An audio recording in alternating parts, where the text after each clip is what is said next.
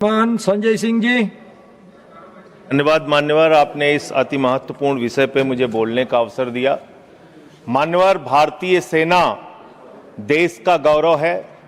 भारतीय सेना में भर्ती होना एक नौजवान का सपना होता है। मान्यवर, 2019 से लेकर 22 तक थल सेना के लिए देश के नौजवानों ने शारीरिक परीक्षण दिया, मान्यवर, चिकित्सीय परीक्षण दिया और वो परीक्षाएं पास की उन्होंने।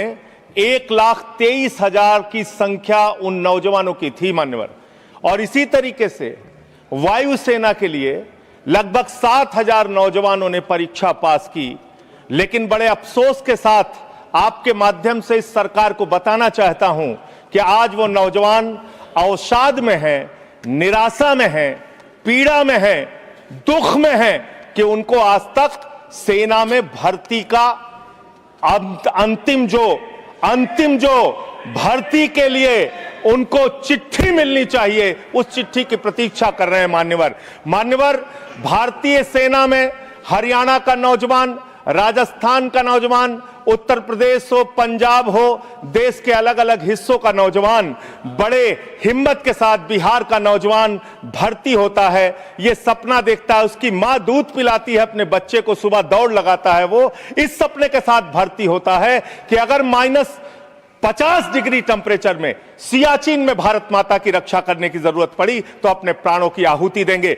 +50 डिग्री टेम्परेचर में जैसलमेर में खड़े होकर अगर भारत माता की रक्षा करने की जरूरत पड़ी तो अपने प्राणों की आहुति देंगे। लेकिन आपने अग्निवीर जैसी योजना लाकर भारतीय सेना के साथ और भारत माता के साथ विश्वासघात करने का काम किया। मान्यवर, एक अंतिम बात कह के मैं अपनी बात को खत्म करूंगा। मान्यवर, एक हरेंद्र यादव नाम का सेना का नौजवान, सेना का जवान पिछले दिनों जौनपुर में मिला। मान्यवर, वो हरेंद्र यादव अपनी पीड़ा, अपनी दुख को मेरे सामने वो रख रहा था। उसने विपक्ष के तमाम नेताओं के सामने और सत्ता पक्ष के सामने भी गिड़गिड़ाया, रोया।